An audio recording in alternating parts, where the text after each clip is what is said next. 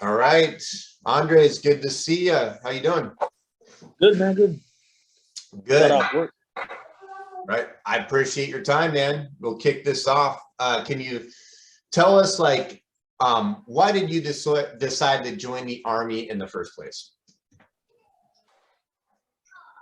Pretty much just to get my stuff together. I was doing bad. Moving from Vegas to Tucson, and it got worse. I was working construction full time pretty much since I was 15, and just overall just to get my life together pretty much. Okay. How old were you when you joined? 18. 18. Yep. Okay. So right out of high school, you joined the Army. What made you decide to be a combat engineer? Well, I didn't join right out of high school. I had dropped out, went back to school. I got expelled, and then I did the little opportunity school thing. Got out of that, and then I started working construction. So from 15 to 18, I worked as a stucco plasterer guy. And yeah, so what made me go combat engineer, right? I was at work. It was July. Hottest crap in Tucson. It was like 118 degrees around there. It was pretty hot. Anyways, I decided well, there was a recruit station on the job site. We were doing a commercial job site. So during lunch, I went, checked it out. The recruiter pretty much asked me if I was clean. I was like, honestly, no. He was like, you get clean in 2 weeks, and I was like, yeah. Came back 2 weeks, sweated everything off. I quit everything cold turkey. I'm not gonna, list down what I was doing, but we just got clean, right? Came back. He's like, hey man, you got your high school diploma? I was like, nope. GED, nope. All right, you got a test next week. Study up. All right, cool. Did the first half 1 week, second week, and off to MEPS. Well, prior to that, pretty much when they gave me the list of what I was qualified for my ASVAB, like I didn't know crap about the military. So my idea was Hollywood military. I was like, well, you know what? I want to go infantry, right? Why not? Do my time, and then I could find a little cushy job somewhere. And then when they gave me the list, it was, infantry, Cab Scout, and all that stuff, combat engineer. And I didn't know what the combat engineer was, but I saw demolition. I was like, oh, that sounds cool. I'd like to blow some shit up. The dude was like, hey man, well, why don't you go combat engineer? You do infantry shit, and you get to blow things up. And I was like, sign me up. That's how I ended up going combat engineer, man. What do you think when you found out you were in a route clearance company? Nothing really. It wasn't nothing special. I mean, I was excited. That sounded like a cool job. Dangerous job, but I mean, cool. Okay, it probably didn't meet the description that you read of a combat engineer. That's why I point that out. Yeah. Well, no, I mean, technically the guy didn't lie to me. He said we do infantry things and we get to blow things up. So, right. He didn't really have to convince me to too much. I just want to clarify. I don't think he lied to you at all. I just read the same thing and I thought the same thing, and that's why I went combat engineer. But I hate the motor pool. Oh yeah. They talked about that. Yeah, right. Okay. So you go combat engineer. And you tell us a bit about what was like your family dynamic and the circumstances before deployment. Like, were you married? Did you have kids? What were the things you had to do to get ready for deployment? Nothing. I just left. That's it, man. I had just turned 18. I was already on my own. I was living with my uncle down in South Tucson, in a bad part of South Tucson, by the way. So, yeah, I didn't really have nothing. I didn't have much at the house. I didn't have no kids. I wasn't married. I didn't have a car, man. So nothing really. I just kind of So within it was like a month time frame from me going into MEPS, getting clean, GED, and shipping out. Okay. So Go ahead. When did you end up with over at Fort Lewis with the 22nd Hooligans? Sorry. So I joined September 2008, and I got held over for like about 2-3 weeks or something. So I messed up my legs, I had graduated and everything. I wasn't holdover for like any of that. That was just a medical holdover. So then I didn't, because I went to basic with Steele. So Steele got to the unit before me, and he ended up shipping out to Iraq for that Iraq deployment. So when I got there, I was under 570th, I believe, sappers, and then they put me in rear D because I didn't make that cut to hit the Iraq one. So and that was like around, I want to say March 09. Okay. I did not know that about you, that you were in 570th before you. Yeah, it was short. It wasn't like nothing. Like I said, they were all in Iraq at the time when I was 577. Did your family dynamic change at all in between that time and 2011 when you deployed with the 22nd? 2011, yeah. I got with, what's up, man? I got with their mother right here, with his mom, and she had a kid, so I became a stepdad.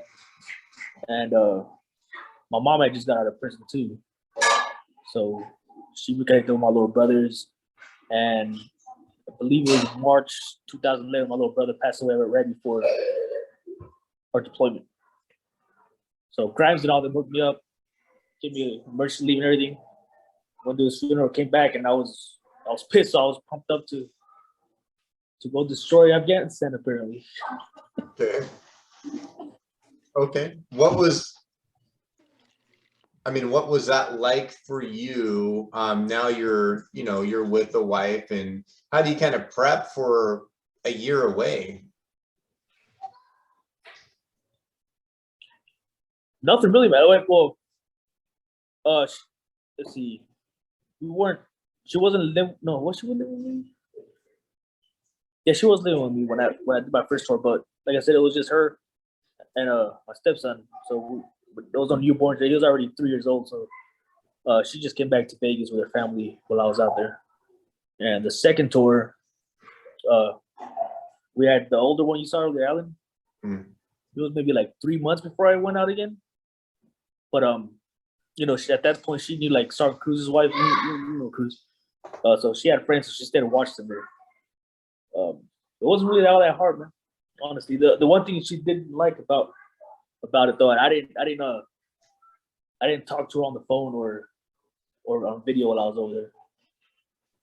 Okay. It was all Facebook, and I mean, you know why? I mean, I don't want to worry her. Like we had what was that mechanic guy that was talking to his old lady, and then he had a fucking random bullet hit his freaking screen.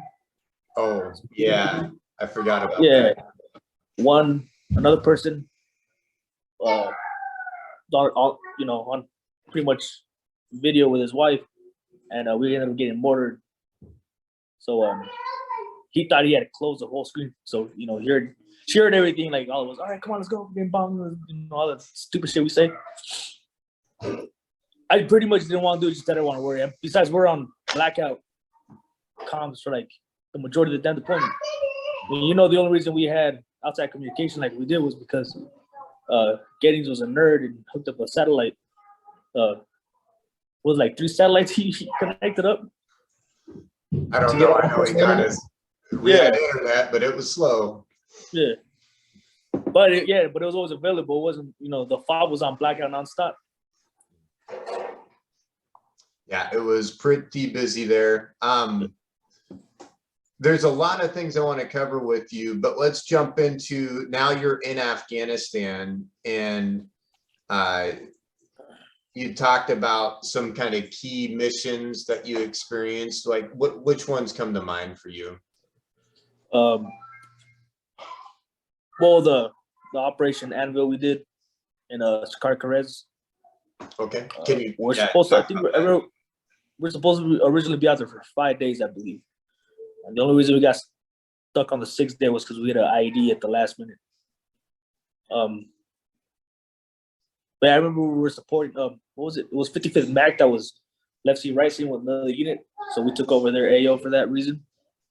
And I remember. Let's see what other details. Our main mission was, rock clearance. we're escorting people, certain entities. I don't want to go too much into detail, but dropping them off at certain points along the routes that we were making, and they were doing their thing. Right? What I do remember is it was a 20-minute receipt time for IEDs after we cleared. So it was a pretty fast receipt time. That was mainly because of that moon dust that was all over the place. But the IEDs pretty much, they wrapped them up, put a PMN mine on top of it, and just threw it in the sand and dug itself. Hey. Go away. Stop. Go away.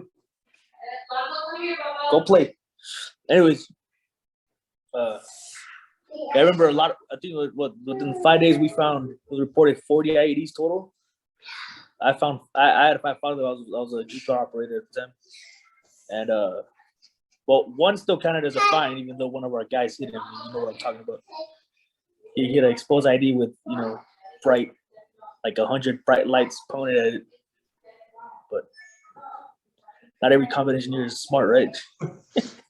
I mean, you want to re-laugh about it, but I mean, you want to share that story, what had happened? Well, that story, I remember. All right, so we're using that rake, the rake in the back. So I was running the GPR, and the rake had pulled something up, and I remember you said, "Hey, Husky, I'll stop."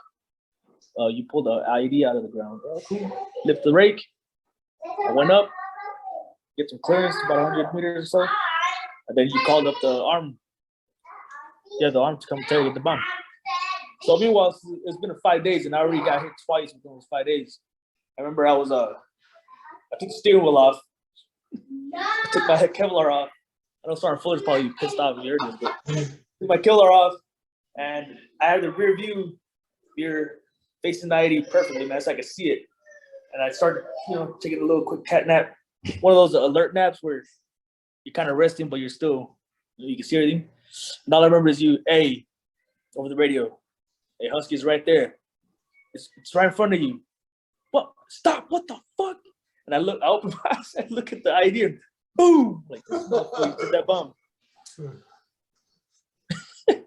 I can still feel that one. Luckily, it was all right. Nothing too bad for being an old bastard that it was. And we recovered that vehicle. I remember thinking, like, fuck, we're going to be here another night.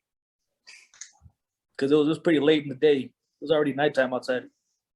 And like, shit, we're going to be here. We're going to sleep on the road again another day. And somehow the recovery guys came. They picked that truck up quick, took off. Well, okay, cool, we're good to go. So as we're prepping to go back to Charlie Mike on this mission to go home, I remember, it wasn't Grimes. I don't remember if Grimes was there still or not. I think it was before. Car crash was before his blast, wasn't it? It was after. So Grimes was hit in December. This is in January. Okay. All right. So or not. It was just Sergeant Fuller. It was just Fuller. He tells me, "Hey, hit that up." No, it was LT. LT tells me on that upcoming turn, which is like a mile or two down the street, down that route. He wanted me to hit the corner deep on the inside and on the outside because we have the nice sea traders coming with us. All right, cool. And I was like, "You sure?" He's like, "Yeah." I'm like, "I can just hit the outside wide." We were doing that pattern where we kept hitting the inside too much, so I knew, they might have saw that and plans. But why don't we just take it wide? So now I just go the inside. All right, cool. Sounds good. We go. I start hitting the inside. Boom! Another damn IED goes off. And at that time, I remember I was hitting the damn because we definitely spent that night there because of that. And that's when Fuller pulled me. He had pulled me off of the Husky at that point. He's like, "You're done, bro." He's like, "This is the third time you got hit." I remember what he said. No, that was the second time. The second time I got hit on that route, it was one of those fucking moments, what I like to call. Because you know how the gravel when you run a GPR, it gives off a really distorted signature, so it looks like you can hide an ID in there easily.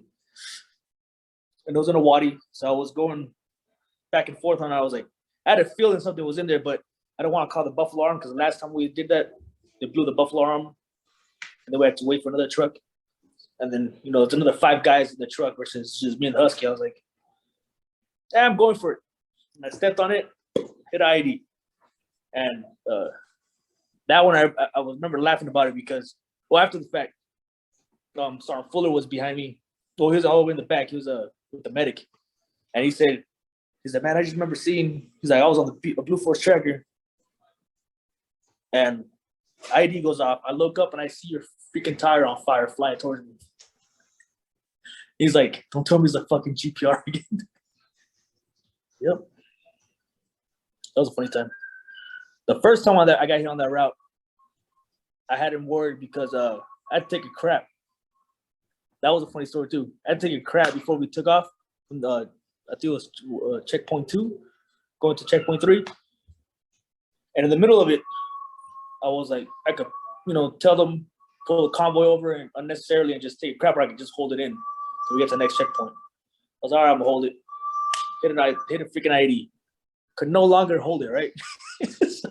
So they do the secondary sweeps. I jump out, and I jump out. I remember I was holding my stomach and a little bit of my back. I was like walking like because I had to go bad, man. And so I thought, hey Chico, you know they call me Chico over the radio on the intercoms at least. I'm like, hey, you good, man? You hurt? You're walking funny. You okay? I'm like, yeah. I just gotta take a shit, man. and cruise. I like remember, you know how the freaking doors were pneumatic, right? So you could hear that little hiss when you opened it. So you hear this little, and then this little skinny little Guamanian arm out with a packet of wipes. Dude. I remember that. There goes my hero song playing in my head, bro. I grabbed the wipes. I remember going into the blast zone, the safest place at this point. Yes, I have cover. I had cover because the damn the front mod, the GPR the whole GPR system was off of it. So like the 2 clamps pretty much from the front mod were dug into the ground. So I had cover on both sides. Took a crap in the blast zone, flipping off the villagers around there. Not necessarily a proud moment, but it was a proud moment. It was an awesome moment if you're there, right? Like, well, yeah, you know yeah. Well, we knew they were out there spotting for them. That's the reason. I said, fuck you guys, I'm still here.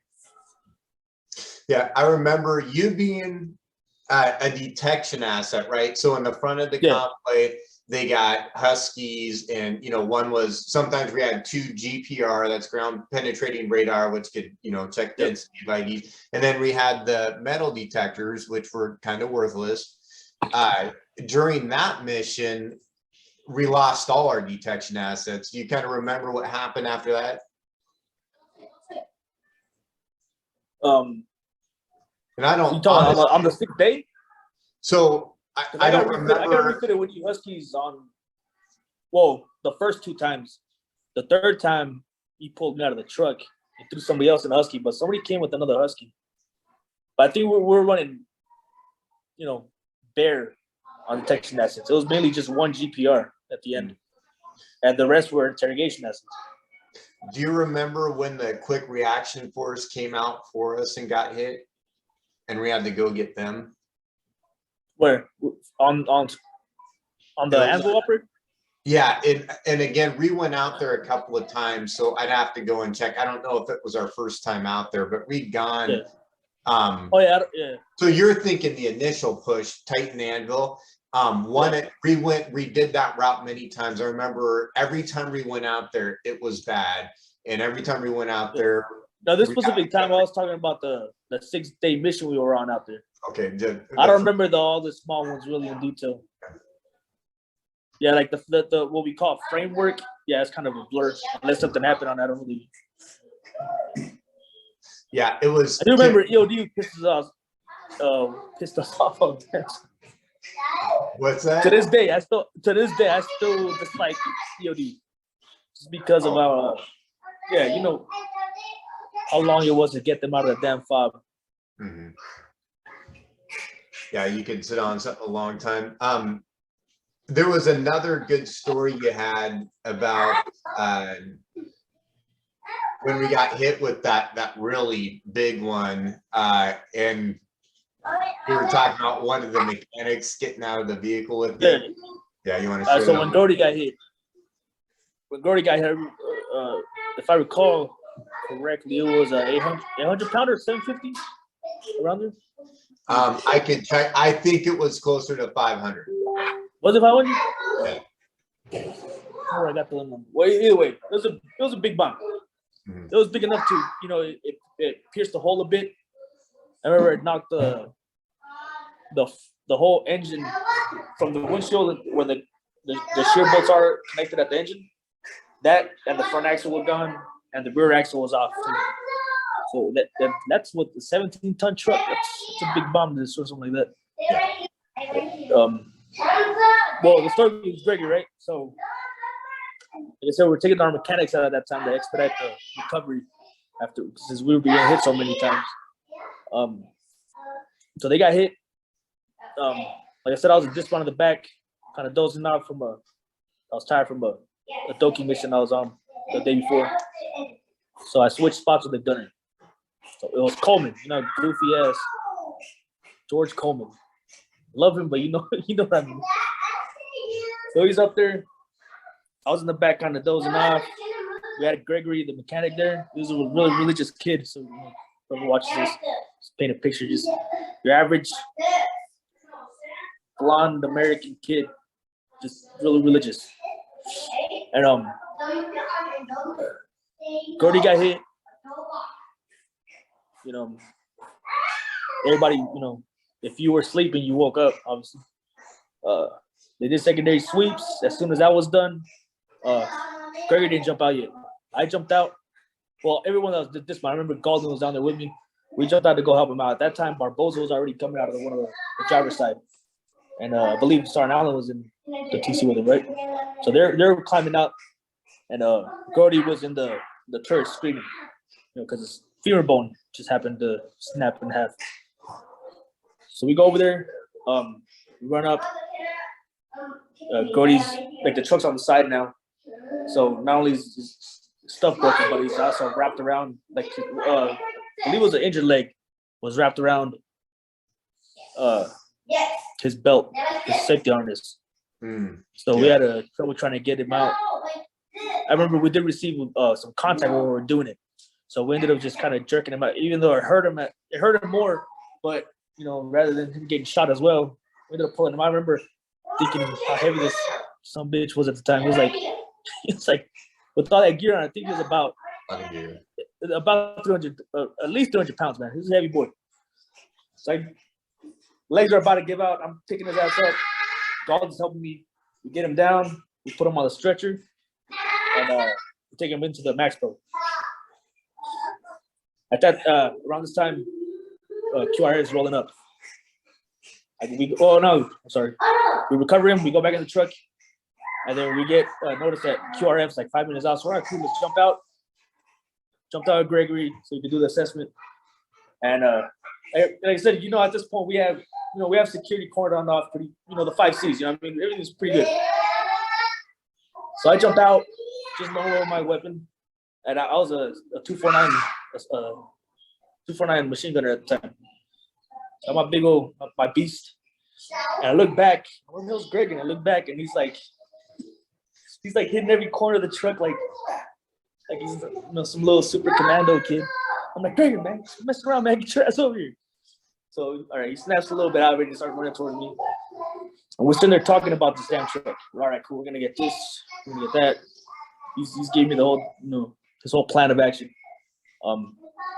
At that time, the QRF gets there. So our hog jumps out, and Sergeant Powers on the ground with me. It was me, Sergeant Powers, Gregory, Sergeant Hawk, and I'm not sure who else was down with that. All I remember is us 4.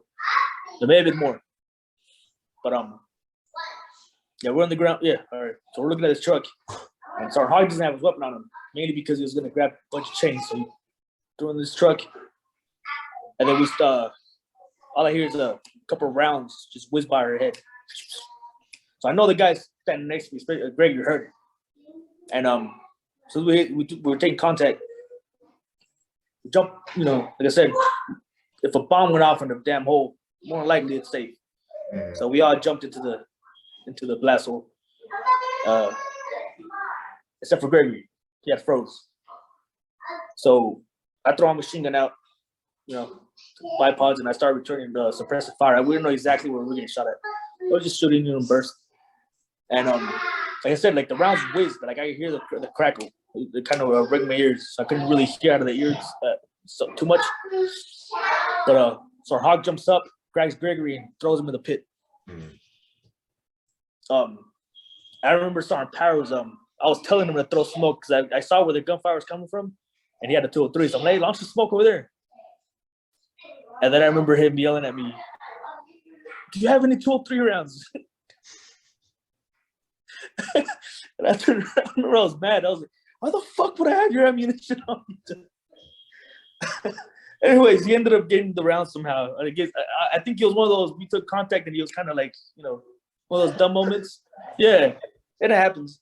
So eventually he started launching smoke. And I remember Pilote was part of the QRF team because I believe he had smoked some dude that day with the 50 cal on the gunners. And then shortly after he got a battlefield promotion, we all told him it was because of that gnarly ass killing. But anyways, at the end of that day, once nobody died, thank God. It was just a bunch of head injuries, and we got out of the pit, right? And we're talking, all right, cool, we're starting to recover everything, and we look over, and Greg has a wet spot on it. He had a wet spot on it, dude. And we're like, did you pee yourself, bro? And he goes, no, it must have been like some water in the blast hole. I was like, bro, bomb went out there. Ain't no damn water in there. And water doesn't. Yeah. Anyways, he didn't admit that for like 2 years. It took him 2 years to be like, hey, yeah, I peed myself. And we're like, dude, we're gonna give you shit about it, but we understand, bro. We get it. You know what I mean? You did freeze. I'm like, the funny thing is, Sergeant Powers is telling me that, in between, how firefights go, you get some contact, you return contact, and then there's like a weird break in between, and then they start popping around. It's one of those weird things. So throughout one of the silent moments, Sergeant Power said he was hearing some muttering on the side. He's like, what the fuck? And he looks over, and Gregory has his rifle like this, and he's you can see the dirt close to his face. He's like, this motherfucker was praying, bro. Oh, I see. Like I said, he was a really religious kid, man. And it was his first time. It was I believe that was his first time. No, he had gone on missions before, but that was his first time the actual ID hit him or hit the convoy. And his first time in actual combat, pretty much. So, like I said,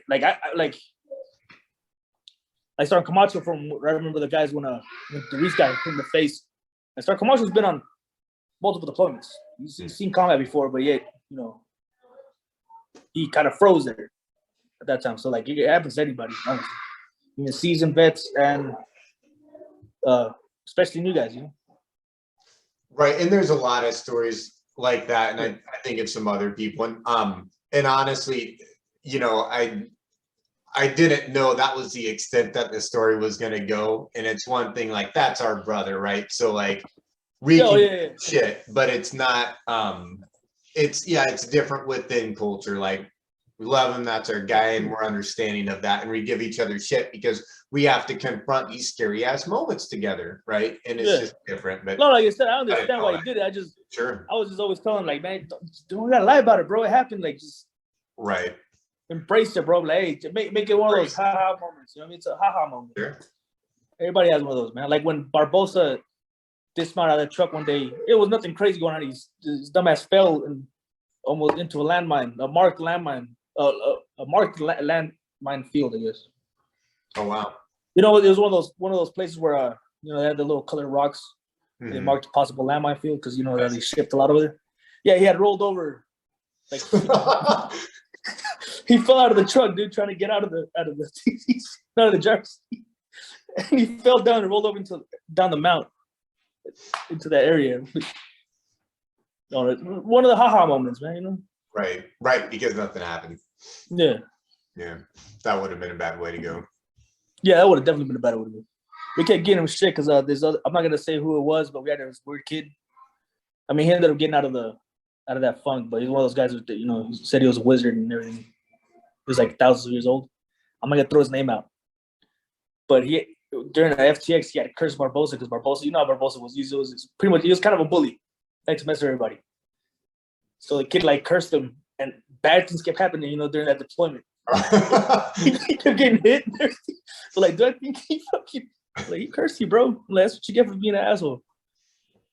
But yeah, that'd been a horrible way to go.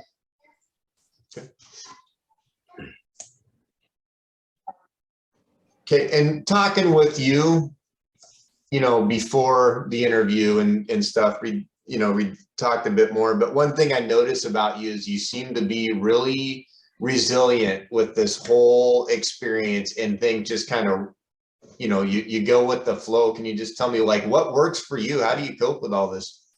Well, I mean, I don't know. But we remember from back then, I was always the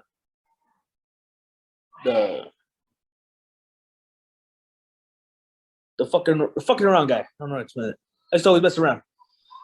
So I've always used like comedy and jokes and stupidity overall, or some would call it immaturity, to cope with anything, man. Because I mean, you're in the suck,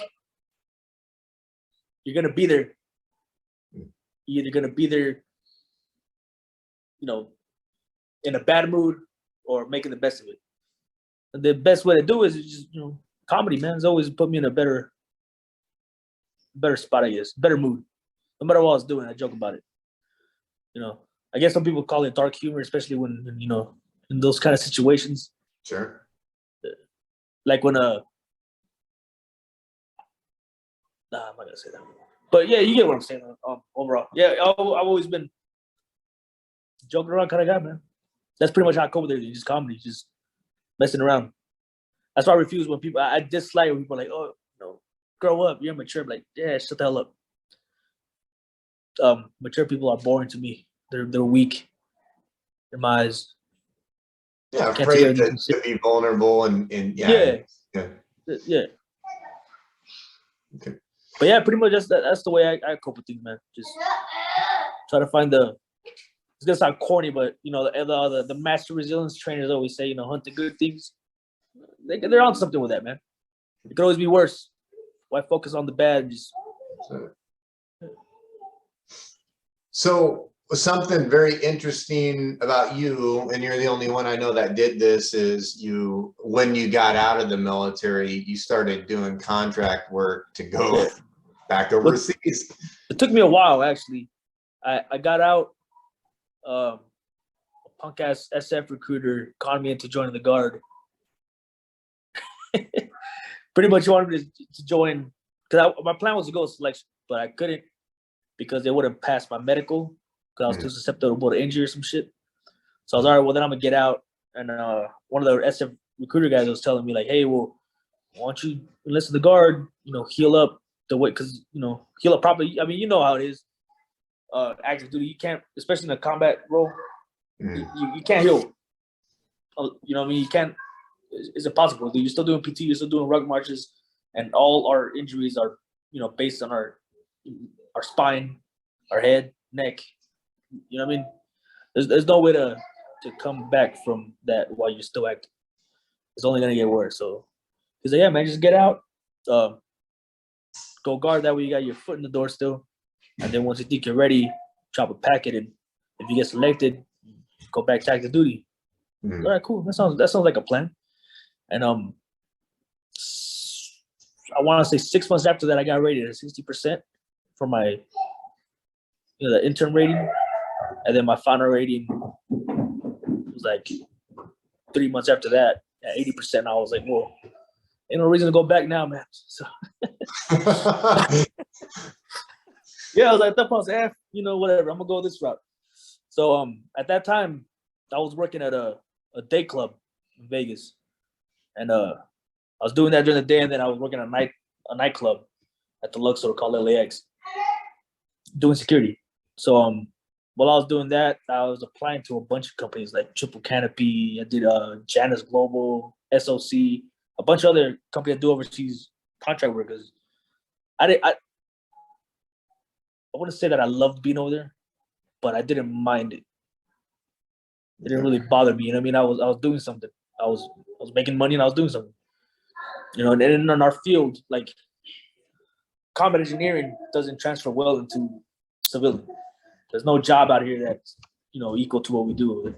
So you kind of stuck doing if you don't have a degree in something else or whatever, and I didn't want to go back to construction. This is really limited to what I could do. And like I said, at that time I had a family, so I'm like, I gotta get a job somewhere. So I was doing security. I ended up working full time with the Luxor after we closed the club down. But I said I didn't mind doing that. It was all right. It took me a while. I applied to several jobs for the overseas thing, and then finally Triple Canopy hit me up.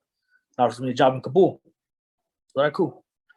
It took about a year, almost a year and a half, for the medical portion of that because of the damn VA. It was mainly the VA trying to schedule time with them. So they finally cleared me. By the time they cleared me, they only had like 3 or 4 months left on that contract. So they're like, hey, yeah, we don't want to send you out there because, you're going to go out there and then come right back.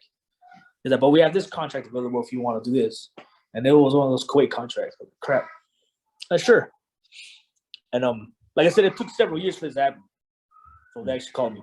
And the reason they told me that they didn't call me before was because I didn't have a damn, what's it called? A passport yet.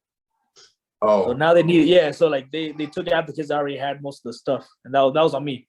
But anyways, at the time I had a passport, they called me, offered me that job, and didn't go through because I only had 3 months left on it. They offered me the Kuwait one, and around this time is when it was 2019, so COVID was coming up, and it took them a while to get me out there. It took them like a whole other year after I got cleared of everything, and they're finally gonna send me out in 2020 in February, 3 days prior to closing. I mean, to going out.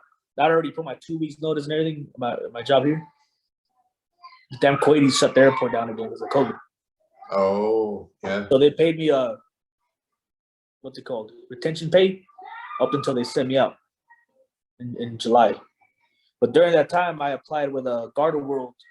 Actually, they emailed me off an old Indeed account I had.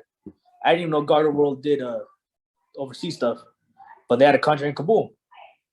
So hey, sign me up. And that contract was it was a WIPS 2, which is called the Wall Protective Services. So it's a higher paying job. Most of those pay at least 400 plus a day for the jobs, and it consists of like embassy stuff, embassy duty, personal security details, and QRF. We do QRF for the PSD guys that are out there, and which that job's easy. We did our own QRF over the first time. My first tour was 2011. We did our own QRF, so I had enough experience doing QRF. PSDs is too easy. We played taxis out there for higher ups all the damn time. Like I said, by that time doing security out here, I was doing nightclubs, escorting rappers and stuff like that. So I kind of had an idea. So I qualified for all that stuff. And so anyways, so I told them at first, I was like, hey, I'm in the middle of doing this thing with Triple Canopy, but at this point, if you guys can send me out before them, I'll go with you guys. So we started doing the process there. Triple Canopy called me first. They sent me out, and which was good because Garda World and Triple Canopy called me back at the same time to send me out. Except for Garda World, I had to do like a 55-day training course for them first. And it worked out that I went with Triple Canopy because during that training course, Biden cut all the Kabul contracts because they were doing the pullout. You know how that mess happened. So we're out. I went to Kuwait, did the force protection officer thing. It was crap. It was easy, but it was a crap job. I was living in Makbula, Kuwait. Like I said, the whole experience out there was cool. It was fine. You live in a foreign land. I wasn't uncomfortable there. Like I said, we've been around those people. It was just hot and salty everywhere. But anyways, while I was out there, the pullout was going on in Kabul. So a bunch of other companies and Garda World were sending emails back to people that applied or that they had a contact of, and they were offering like $500 a day, I believe, just to go help with the pullout. And then after the bombing, it was like 700 a day. So I was sending my applications back. I'm like, oh, I'll leave Kuwait right now, bro. I'm down the street. You know what I mean? I'm down the street. Let's do this. And Biden never opened it up, man. Never opened it up. So I ended up staying over there. And the new contract was coming up with them, and it was like 20K less than the contract before. I don't want to go too much into it without, talking crap about the company, but I ended up coming back. Okay. And then I went inactive because, like I said, I stole the guard a year because I went inactive for a year for that contract, and I was in the process of doing another whips too with SLC to Iraq, but now I'm stuck here for a year. Got out of the guard pretty much. Yeah, and I know talking to you, you said you've been diagnosed with a traumatic brain injury. Yeah, with TBI. So like pretty much, they don't know exactly when it was, but it's contributed to those concussions I had over in in Kandahar. Yeah. The whole year I got hit a total of 5 times. Once I was in the gunner, I was gunning in a RG-31. 31. 3 times on Operation Anvil there as a GPR guy, and then the last time I didn't get maced that time, mainly because I'm not the one that stepped on landmine.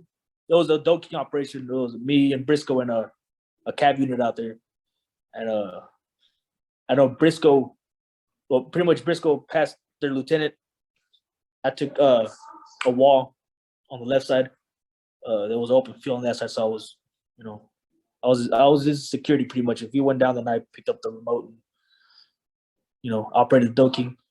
And I remember the LT stepped off the beaten path pretty much. One step, all it took. He did one step, did a half right face, and stepped on a mine. And it blew it. It didn't. He survived. It didn't blow his leg off completely, mainly because the guy that planted it wrong. So most of the ground absorbed the explosion, and then he planted it upright. So we ended up finding an 80-pound jug underneath that didn't go off, pretty much. So that would have killed me and Briscoe and the other guys that were around in that area right there. Yeah. So I remember pretty much when he stepped on that damn thing, I was looking at him because there was a rooftop where it looked fishy to me. So I was looking at the rooftop, looked at him, and he stepped on it. I remember getting tossed a bit towards the wall. And I remember how high he went up, about 4 or 5 feet off the air with his back parallel to the ground. And Briscoe went forward like he had hit a rock on a skateboard, just went flat. And that's the first time I ever actually heard somebody scream for morphine, which, like I said, I cope a lot with comedy, so I thought that was funny at the time. I remember I was dazed out, and after I hit the ground, I hit the wall, and I was dazed a little bit, and I could have swore it was a damn RPG. That's how out of it I was. I was looking dead at him. I'm pretty sure that was pretty much. Briscoe got up, he dragged the guy towards me. His name was Lieutenant Wolf. He grabbed it. He dragged the guy towards me because I had the wall for cover right there, and we ended up medevacing him, but he survived. I think he ended up losing that leg anyways because pretty much every bone in that leg was shattered. And and we got lucky that jug didn't go off. Yeah, absolutely. I'm gonna chat with you on that one offline because I got a journal entry. I think I didn't have his name, and I think that's him. I think I have that story recorded. Yeah, we medevaced him. We had dropped off a fire team at the flank. Well, several fire teams from the cav guys, and everyone shot at this dude in the bike, man. I don't know if it was him, but the whole area was supposed to be hostile. The mission was to clear. They're gonna raid a possible HME lab. What they wanted to do. And after that guy got medevaced, the element of surprise was gone already. So they ended up calling it off. Me and Briscoe cleared back, and they ended up just dropping a J down on the complex. That was funny too because me and Briscoe got too into the job. well, to focus into the docking, that we forgot about the airstrike. So we're clearing the bridge, man. It was me, him, and he had the robot on the other side of the bridge already, and all on the sides, and the dog was sniffing on the other side. And the damn J9 went off, and I remember Briscoe kind of tossed the remote up a little bit. Dude, I was looking up. I thought I was in the air dying, bro. The dog even screamed, bro. It scared the shit out of the dog. I bet, right? Yeah. We got too focused. We forgot about the damn J9 because it took like another half an hour to clear back. And freaking boom. That's a big bomb. That's a big explosion. Yeah, you got to walk pretty close behind those dokings too. I'm not sure how safe they really are. All things. The dokings? No, you can. They go out pretty far. It's the ones we had. They were just used and abused, so they're kind of finicky. Yeah, I did doking missions and I had to walk pretty close to mine. I didn't feel super safe, but it never hit nothing. Yeah. So, I wanted to ask you one more thing. Well, that story, I don't know if you want. Briscoe might remember a little more than me on that one. I don't know if you want to talk to him. Oh, I'm gonna get to Briscoe. Yeah. Get to Briscoe. Just and I think about like going back to how you were resilient and all that, what do you think this experience might have taught you about life, or how did it shape your worldview? Like, how do you think about things different after all this? I don't know, man. Honestly, I mean, I sure as hell ain't gonna let some punk ass off the street kill me here, especially after surviving all that. Mm-hmm. Which that probably can attribute to the paranoia, I guess. But none. I mean, I guess not. I can't say too much, man. I'm drawing a blank here. Okay, I'm gonna say TBI, man. TBI. Fair enough. No, but yeah, I don't know, man. Like I said, my outlook's been the same. Like I grew up on the streets out here, in streets in Tucson. You had to be watchful out there. I don't know if anybody's ever been down to the south side of Tucson. It's not that big to begin with, but it's all, yeah. The people are fine if you stay out of their business, but it's not it's a pretty dangerous place too. I want to say it's not as dangerous as Afghanistan, no way, but I had my fair share of getting shot at back, before I even joined the military.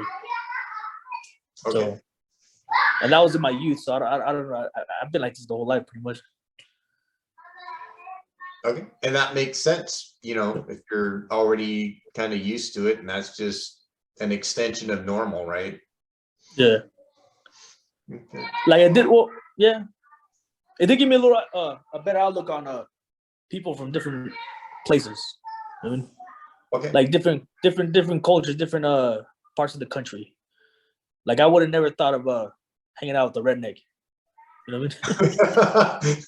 Or like a big country boy. You know what I mean? But Galden, man, big North Carolina country guy, and I love that dude. For example, Hollows, love him. Hammonds, me and him got a little tussle back in the day when we were specialists. Well, I was a PFC at the time, but I still got love for that kid, man. Well, that man. It's not a kid anymore, but total different freaking cultures, man. And yeah, gave a different outlook on people, man. That's pretty much it. Before then, I was only exposed to to Vegas type people or Tucson, which is like 90% Mexican. Yeah. Okay. And just talking about all this, I don't know if other memories surfaced. I just want to give you the floor if there was anything else you wanted to share. Not that I can think of, man. Okay. See, that's one thing. If you ask me, I could probably think about something.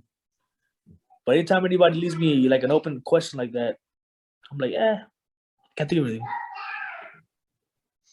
Okay, then. And I don't know if that's something to do with getting hit too many times in the head or or something. I don't know, man. But overall, I'd do it again. I wouldn't do it again for free or for as much as we got paid. Yeah. If the money's right, I'll go back again, man. I don't give a shit, honestly. Like I said, like I feel like I'm doing something out there. Yeah. Out here, I'm just living, surviving. Over there, I feel like I'm doing something. Whether or not the majority of the population think it's right or not, I don't give a shit about them. But it is what it is. It is what it is. Okay. Well, I'm going to have you stay on, and I'll end the recording, and just want to thank you for, giving me your time and sharing all that with us. Okay.